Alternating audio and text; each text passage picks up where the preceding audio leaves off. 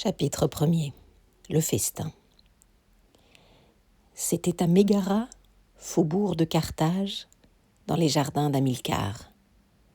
Les soldats qu'il avait commandés en Sicile se donnaient un grand festin pour célébrer le jour anniversaire de la bataille d'Eryx.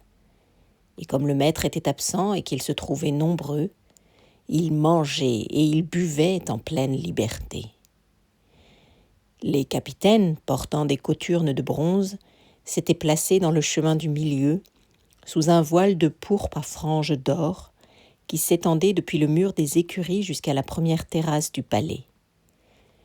Le commun des soldats était répandu sous les arbres, où l'on distinguait quantité de bâtiments à toit plat, pressoirs, celliers, magasins, boulangeries et arsenaux, avec une cour pour les éléphants, des fosses pour les bêtes féroces, une prison pour les esclaves. Des figuiers entouraient les cuisines. Un bois de sycomore se prolongeait jusqu'à des masses de verdure, où des grenades resplendissaient parmi les touffes blanches des cotonniers. Des vignes chargées de grappes montaient dans le branchage des pins. Un champ de roses s'épanouissait sous des platanes. De place en place, sur des gazons, se balançaient des lys. Un sable noir, mêlé à de la poudre de corail, parsemait les sentiers, et au milieu, l'avenue des cyprès faisait d'un bout à l'autre comme une double colonnade d'obélisques verts.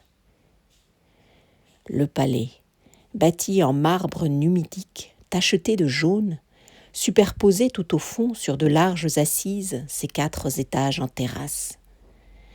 Avec son grand escalier droit en bois d'ébène, portant aux angles de chaque marche la proue d'une galère vaincue, avec ses portes rouges écartelées d'une croix noire, ses grillages d'airain qui le défendaient en bas des scorpions, et ses treillis de baguettes dorées qui bouchaient en haut ses ouvertures, il semblait aux soldats, dans son opulence farouche, aussi solennel et impénétrable que le visage d'Hamilcar.